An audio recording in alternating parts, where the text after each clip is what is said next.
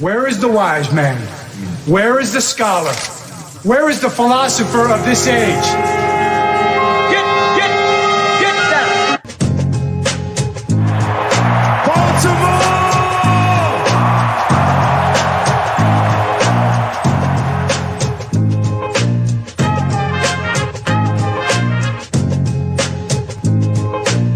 What are they getting? Everything out of me. They gonna get a Super Bowl out of me. Need that. Need that.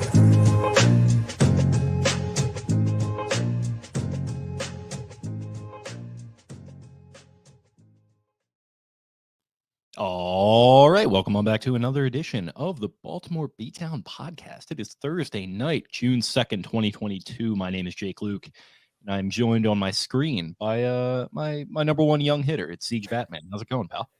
I'm rocking out. How are you doing, man? Doing all right. It's just been yet another work week. We had Memorial Day weekend last week, obviously. So that was a nice little relaxing time for me getting down to Ocean City. Just kind of recharge the batteries a little bit. 4-day work week. It's been pretty good for me. It's been like I said, just kind of low key. So we were talking a little bit offline. Sounds like it's been kind of a chaotic couple days for you. Yeah, man. Airport was crazy on Memorial Day for me. So no Memorial Day, no Memorial weekend break for me. And then had a car breakdown. We've been working with one vehicle trying to get to work at 4 a.m. It's been a journey. Are you a car guy? Do you like? I'm pretty big into cars. I'm very heavily influencing the current car acquisition that's going on right now. What car acquisition? Are you getting a new one? No, I'm not. My girlfriend's car, which had like 300,000 miles on it, like literally like the engine practically might as well have dropped out in the middle of her driving to work one day.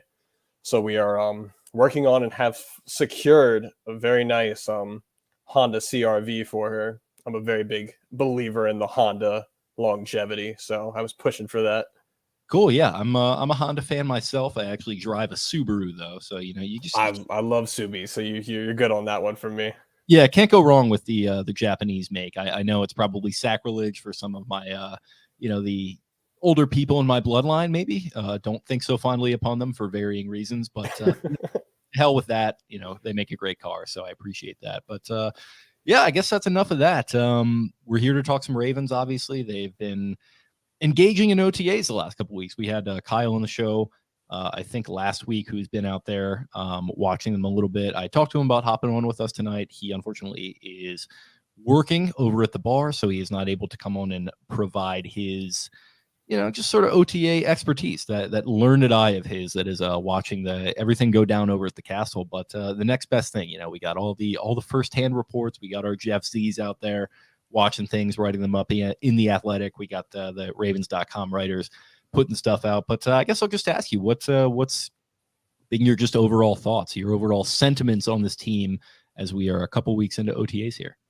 I'm excited. There's been probably 3 things that have like really stuck out to me. Jeff Z has talked about the fact that Jalen Ferguson looks like a completely different dude. And that excites me. If Ferguson can finally be another Ravens edge rusher to put it together in the last year and figure it out, that'll be a huge boost that I was not expecting for this team, and only further fills an edge room that has got a good bit of talent in it right now, in my opinion, especially if Ojabo can make his way back halfway through the year or something.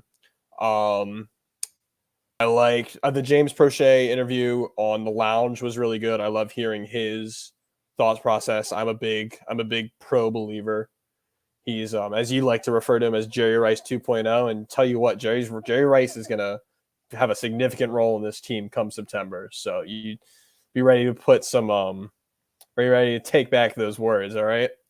And then I like what defensive coordinator Mike Mcdonald had said about Patrick Queen. A lot of people have been giving me some slack because people were talking about, oh, where does the green dot go if Chuck Clark gets traded? And I said, I mean, Kyle Hamilton is an obvious choice, but it's a hard thing for a complicated defense to hand a green dot off to a rookie.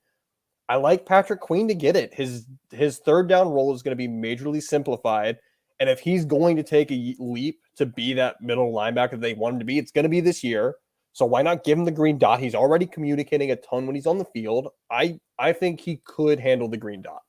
I'm with you on that, actually. And, I hadn't written this down. I wrote down some of Mcdonald's comments, but I think that's a really astute point of view to bring that up, because it's something that is a big deal. And Chuck Clark has been floated in these, trade scenarios. We actually heard today, or maybe not today, it might've been yesterday, from a friend of the show, Rita, who said that he's changed his representation in the event that something does happen, because I don't know how much we want to get into this, but the Ravens and his former representation, Joe Linta, it's just not a great relationship there. That's the guy who repped Bradley Bozeman. He and I believe Seth Katz, who handles Bradley directly, did not, obviously the proof is in the pudding that they did not do a great job there. This goes all the way back to the Flacco days, who was also repped by him. They got taken for a fool on that one a little bit, and it's just been a weird, rocky relationship. So Chuck Clark has changed his representation. I'm not sure who to, but it sounds like he's prepping for potentially a move away from the team. As of right now, he's still there. You've got Marcus Williams kind of talking him up, saying he's a great leader, great communicator, all that good stuff. But, maybe this is just in the service of jacking up his trade value a little bit and getting him out of town. But, I'm 100% with you that it's time for – it's kind of S or get off the P time for Patrick Queen a little bit. I know he improved last year, but you're talking about a very expensive 5th-year option decision that's going to be coming up with him, I believe, is it next year or 2 years from now? So, it's time to sink or swim. And I think he showed some really good progress that he was going to be swimming last year. At the very least, something to build on heading into this year. And I think taking that green dot, to your point, might be a sign that he's really ready to spread those wings of his. Yeah, I believe this will be his 3rd year. They can pick up his option after this year and start talking extensions. So he's got the year after, the next year, and then the year after would be his 5th. So yeah, there you go. So yeah, you touched on a lot there that was pretty good. And, we knocked the Chuck Clark discussion out of the way too, but you also hit on my guy, James Prochet too.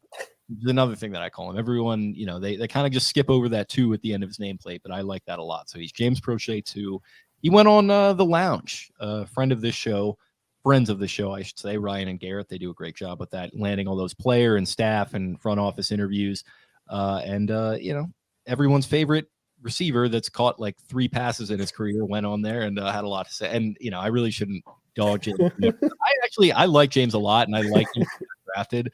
This is just, it's turned into this caricature of like a Jeremy Butler, Kamar Aiken, who, obviously Kamar did some things too, but it's just like the year after year, you get Marlon Brown, who also did some things, but you get these guys that just kind of come through and they generate all this hype and you don't really get much out of it. But I don't know. Yeah, I like James a lot as a person.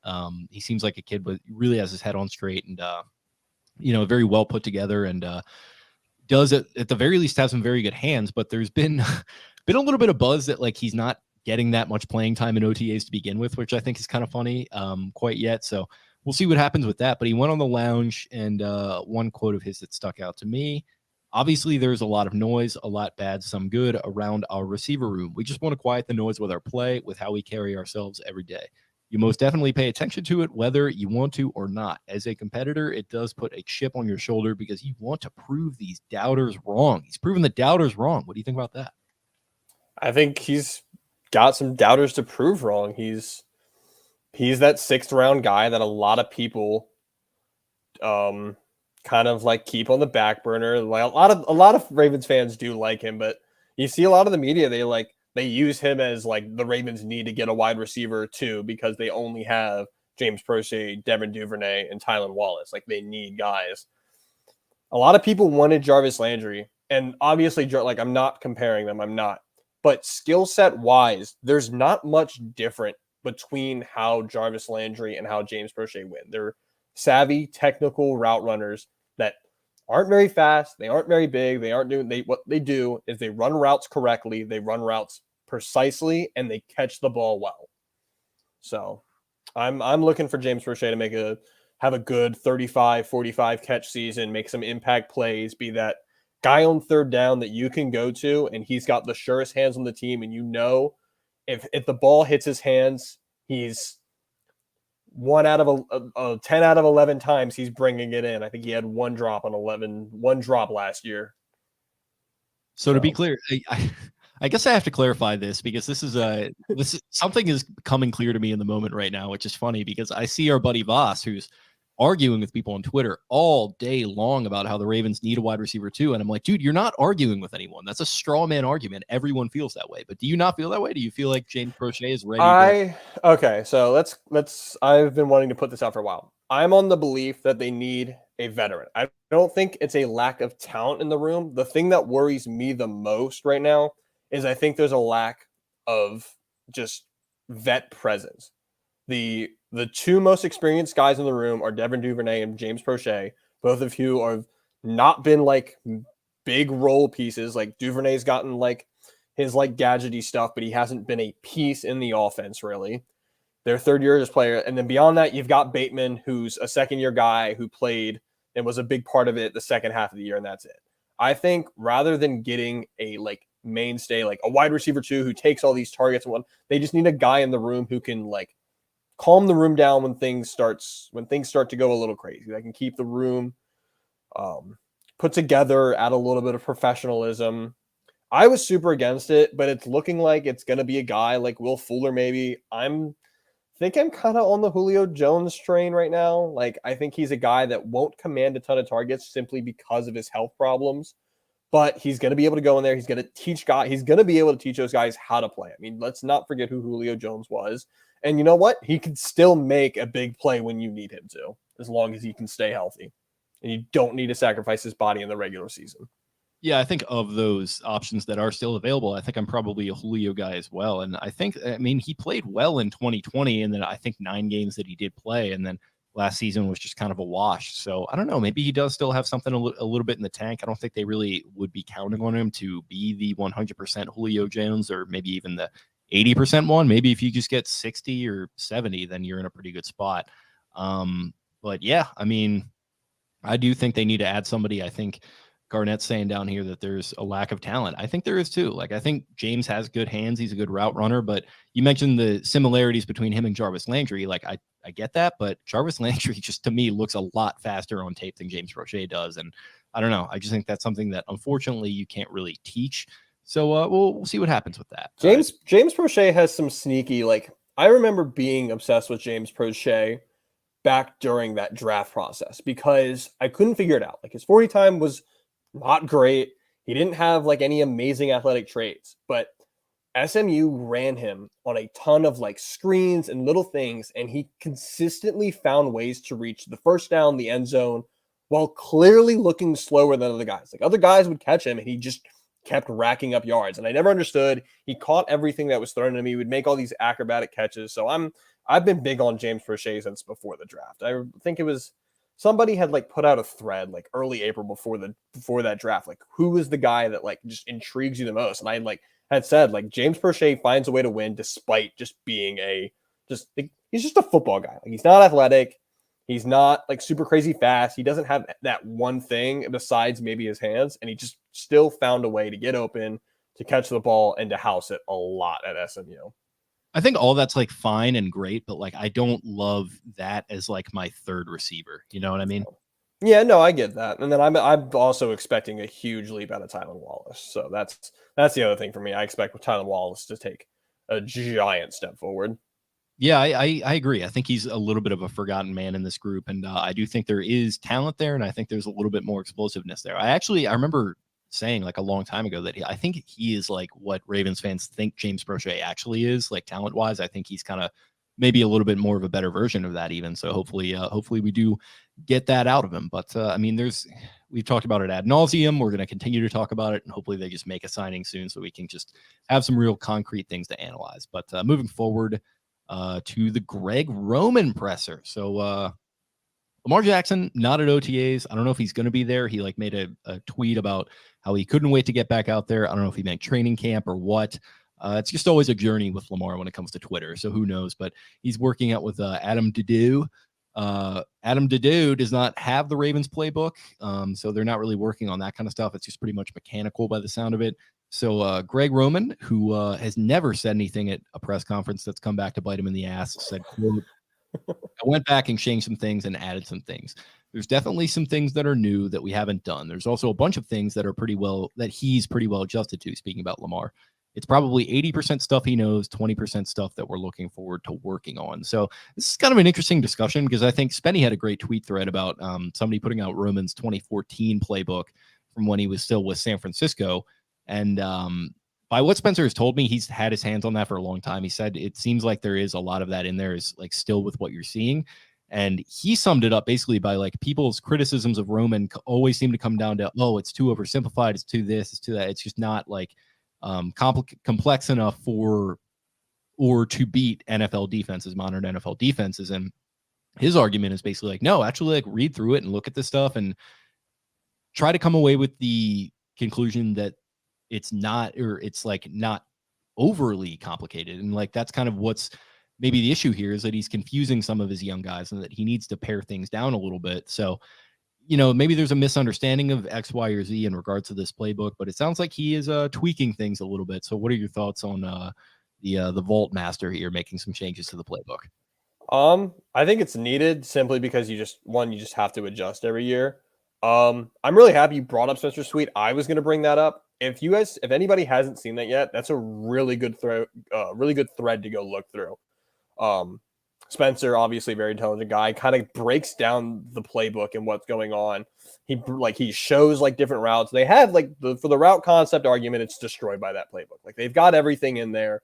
It's a matter of that Greg Roman's playbook allows receivers to make their own choices. And there's one specific play that I remember seeing where both receivers are allowed to break at the same direction if they see certain things. And obviously, if they break the same direction, you're not using the whole field. They're both like taking up the same area. And that's where people like get upset. Like, oh, look at these guys. They're running the same route. They're not using the whole field. They're getting in each other's way. Well, maybe that's what the receiver saw and decided to do. And that's where practice comes in. They need to be able to like communicate with each other and decide who goes where. But I think a simplification for, again, we just talked about it, for young guys, third year, second year guys is needed. So we'll see what actual adjustments come. He talked about opening up the vault last year. I don't think we ever really saw that besides maybe one or two cool little nifty things with Duvernay. So we'll see what actually comes, but I think an adjustment is needed no matter what. Yeah, I think you're right. No matter what anyone thinks. And I mean, this is something that I think just happens every year regardless. So of course he was going to make some changes to the playbook just so he's not running the same things out there every single year. So an 80-20 split probably sounds about right to me as far as that goes. But yeah, I mean, we'll see what happens as far as Lamar picking all that stuff up. And part of Spencer's tweet was saying this is why practice is important with this playbook. So 20% of it being different, that might not sound like a lot at first blush, but it might ultimately be. So, you know, everyone wants to say Lamar not being there, no big deal, all that kind of stuff. I totally get it from a PR standpoint or whatever, but it'll be better if he was there. I mean, like just straight up, like it would be, because he would be getting his head into that playbook a little bit and getting physical reps with his guys who he has gotten reps with over the offseason, like Bateman and stuff. But I don't know. It would be better if he was there, in my opinion. We don't have to dwell on it too much, but yeah, just kind of whatever. I summed it up really easily. I said, like, me as a person, I'm an anxious person. Like Lamar not being there, it's going to make me nervous just because he's not there. Like that's like, you just never know what that really is about. So I'm going to worry about it. But at the end of the day, like if Lamar wants to win the Super Bowl as much as he's saying, you know, he's out there working, you know, he's going to be there at mandatory OTAs. I think like Marlon has said he will be, Bateman has said he will be, Lamar has said he'll be there in the next couple days. So like he's going to be there at the mandatory stuff. I know like on his Instagram, he's been working out with like a bunch of fitness guys and with the QB coaches. So if he wants to win the Super Bowl, he's going to be working. So I have faith in that at the end of the day. Yeah, sure. I mean, I'm with it. But you know, it's just, it's like maybe if he was there, then, you know, we wouldn't be having this conversation. And I feel like everyone is better off for that, but it's okay. Everybody might be breathing a little bit easier. Yeah, for sure. Okay, so switching over to the defensive side of the ball, it sounds like from what we've heard from some of the players, they're focused on getting more turnovers, which I feel like this is kind of a cyclical thing with the Ravens defense, weirdly, where like they'll have a year or two where there's a little bit of a turnover drought, or they don't get as many interceptions as they want, and then they like go into that OTAs or training camp and they're like, oh, we're doing drills with like juggling tennis balls and shit, and that's going to help us like get our interceptions dialed in and that whole thing. But and then they like when they have an off season like that, it feels like they do go out and get more turnovers. So maybe maybe we implement it every year. Yeah, maybe this will be process. No, I don't think that's how it works. I think it could be a cyclical thing. It's like I don't know who could say, but yeah, I mean, so they make some additions obviously in the offseason with Williams, with Hamilton. They just added Kyle Fuller a couple days ago, and so Marlon Humphrey of Twitter fame gets asked about the possibility of being the best secondary in the NFL. He says, quote, "I would love to prove it. That's the biggest thing for me. I would love to make that statement be true." Then he goes on to emphasize that kind of aggressive approach for the summer, and he says, "There are just so many things I'm excited about this year.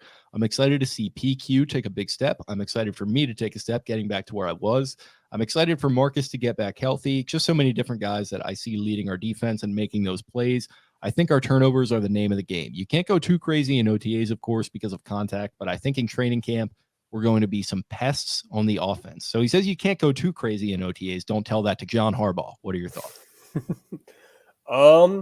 I mean, like, he's right. They have to prove it. They were the worst secondary last year, so you can't just come out there and say, like, yeah, we are going to be the best. Like, there's a lot of, like, this defense is going to be under a microscope this year, I think, more than it has been in a long time. New defensive coordinator, a really bad year last year, a giant free agent acquisition, and then another acquisition high in the first round. Justin Houston coming back, the whole Jalen Ferguson thing, another big pass rusher with Ojabo coming in. Like, this defense is what's the word I'm looking for?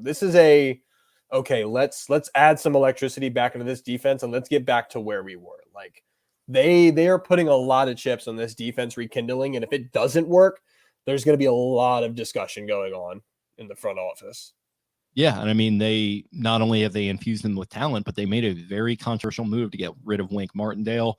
And it's interesting, like, you look at the way that whole dynamic is played out, where Wink winds up in New York, and then I don't know if we've talked about this on the pod, but he has that comment about, oh, well, the lesson I learned last year was don't go shopping on DoorDash for cornerbacks, or like whatever the quote was. And it's like, yeah, all right, Wink, like that, you're going to be Wink and you're going to say shit like that. But at the end of the day, like, part of the reason they got rid of you is because they were frustrated with your over-aggression, I think, is some of the things that were kind of going around the grapevine a little bit. And over-aggression when you didn't have the quality to gamble as much as you were gambling. And yeah, I just think it's an interesting dichotomy where I think he pulled back the kimono a little bit there. And I think he showed some frustration with the lack of talent that he was afforded last year, and how maybe that is part of the reason why he got fired, which is, I think, a little bit misrepresentative of the fact that he wasn't making use of the, admittedly meager talent on offer to him there. So interesting dynamic, but you bring in Mike Mcdonald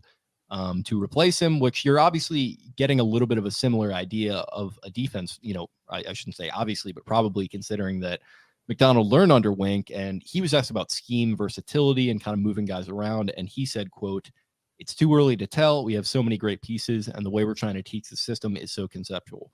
We're really not asking them to play positions per se all the time. Guys are expected to learn what that play call entails. Right now, to say where someone is going to be given a certain situation is probably way too early.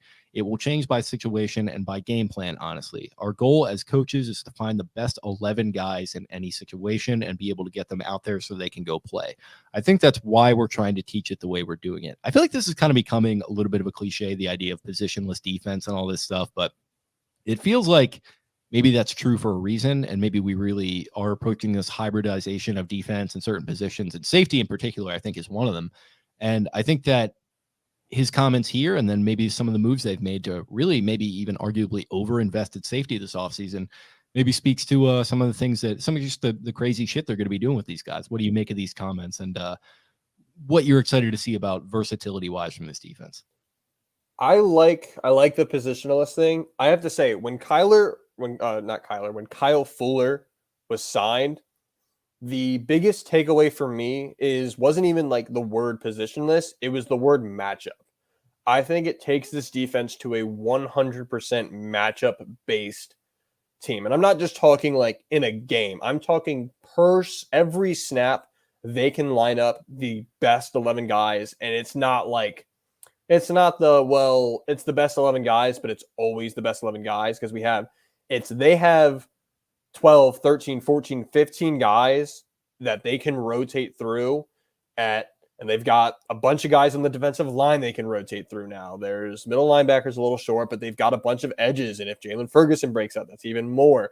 And then the secondary is absolutely loaded. They are 100% matchup-based defense right now. Twitter account, all 22 films, I think it is. You know what I'm talking about? Can you help me out here? I'm having a brain Huddle It Up films, do you mean? Huddle It Up. There, yes. Yeah. Coach over there. He did a really good breakdown on Mike Mcdonald's defense over at Michigan. And the biggest takeaway for me was if I'm going to sum it up, but everybody should go watch that video. It's a very, very in-depth video. He does great work over there.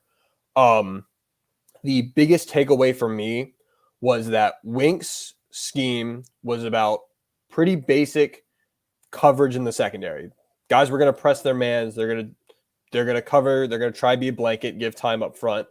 And then the guys up front are going to be the guys who are being different. They're going to be the guys who have versatility. There's going to be a lot of mismatches and different looks and trying to confuse offenses. And eventually it just didn't work. The smarter QBs are going to be able to pick that apart a lot faster. The better offensive lines are going to be able to buy time for those good QBs. The biggest defense is that it's pretty much flipped with Mike Mcdonald. Mike Mcdonald is going to throw his front seven guys up there. He's going to ask them to win one-on-one. Those Oweh is going to have to one-on-one. Travis Jones is going to have to win one-on-one. Campbell, when he's got his chances, is going to win one-on-one. Everybody up front is going to have to win on one-on-one.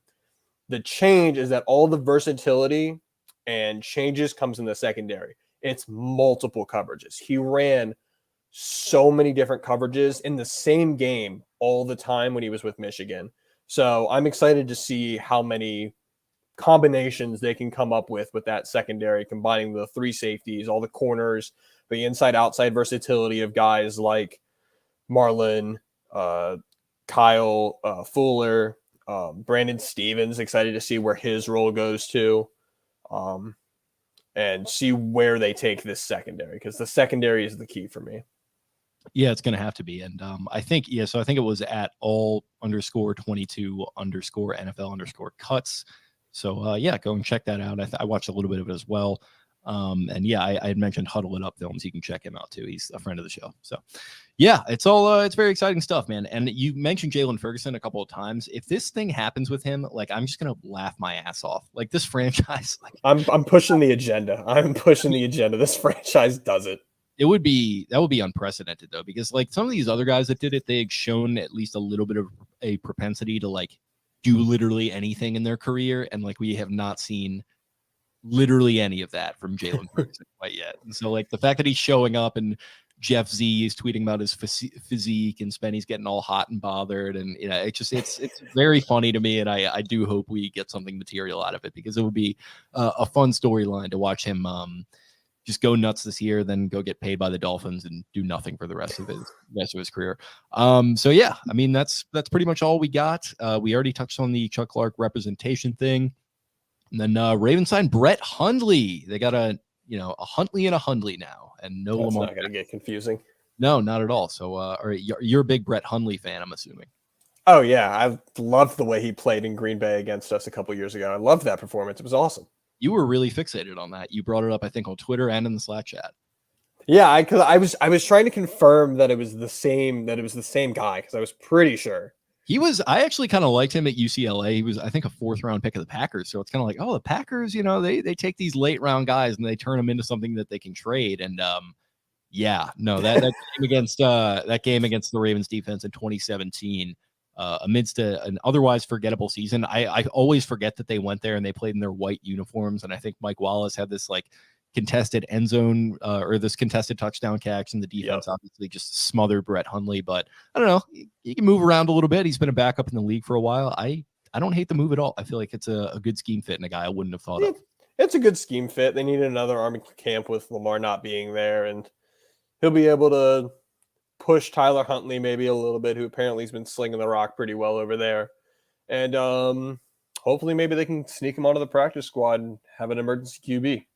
Yeah, definitely. So that is all we've got, buddy. Anything else before we get rolling here? College World Series, baby. I'm excited.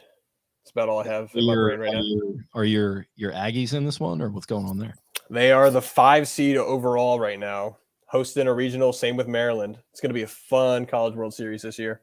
Damn, I gotta get into that. I feel like I want to like college baseball so much, and like the College World Series is really fun from what I have watched of it, but I need to get more into it.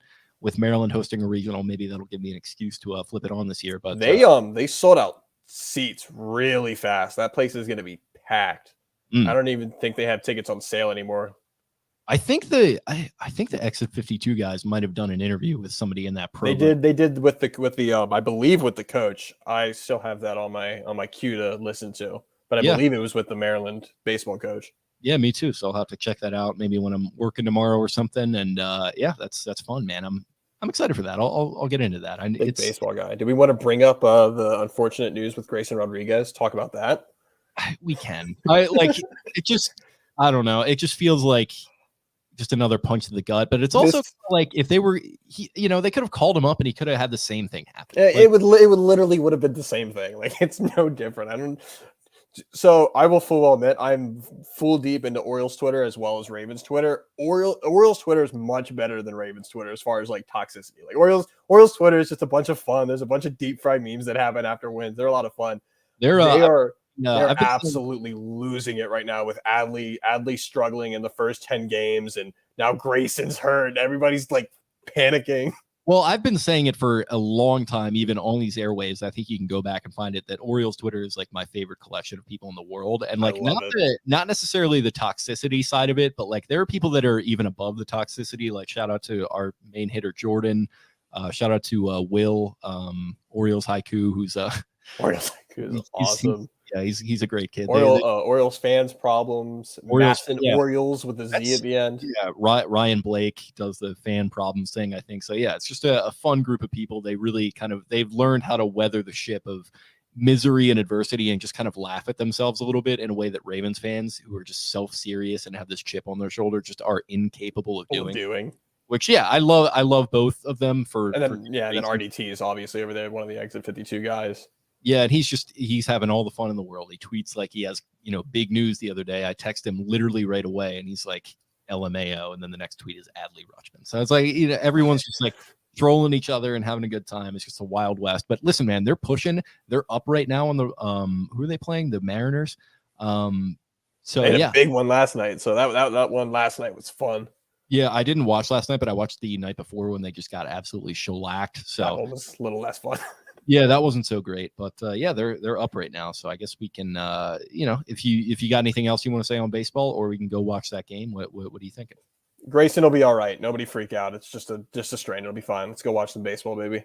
Yeah, I heard. I saw Melanie Newman tweeting that 6 weeks might be a timeline with laser therapy. So freaking laser. And everybody's gonna freak out. But the thing you have to remember. Pitchers take a lot longer to warm up. It's a very unique motion. It's very straining on the shoulder. So he's going to be shut down for 6 weeks. And then it's going to probably be another month and a half of just ramping him up, like down in Florida. Like pitching is a very slow process. So nobody freak out. Take it slow. Adley's going to be all right. Everything is going to be cool.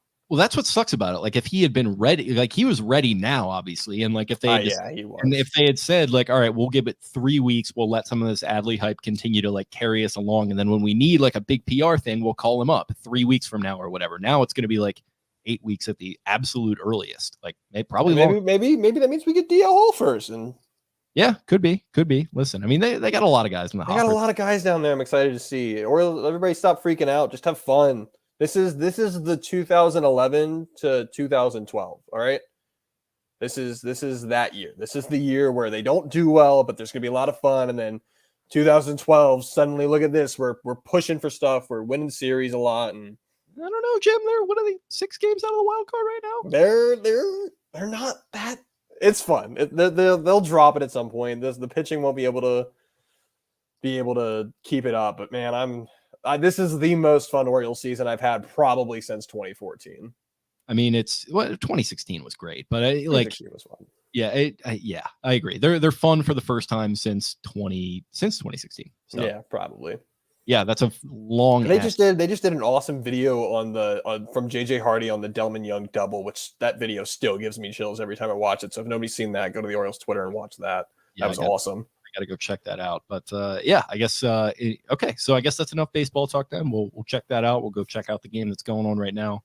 Thank you as always for joining, buddy. How about you go ahead and plug your work, plug your social media before we get going here? At perp_black veins. I had a video idea fall through with a good friend, so that's not happening. I'm going to do a very, very detailed thread on Jalen Armour Davis with about 12 plays picked out, going through each one. It's going to be very detailed, talking about what I think he needs to work on and why I think he can be a big, significant piece. So everybody keep a lookout for that. I've just got to find the time to screen record each one of the plays and do it. I've had this in the bag for a while, and the video didn't work out. So I'm going to just do a big Twitter thread on it, big film study. I'm very excited for Jalen Armour Davis. Everybody knows he's probably my favorite pick in this draft. So keep a lookout for that.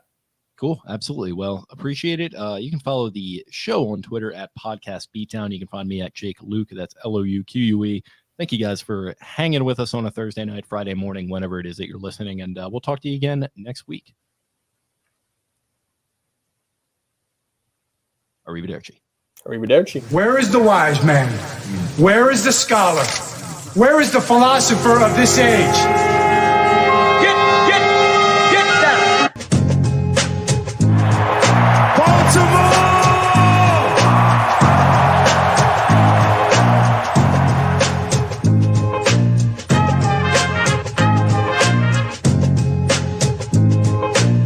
What are they getting? Everything out of me. They gonna get a Super Bowl out of me. Believe that. Believe that.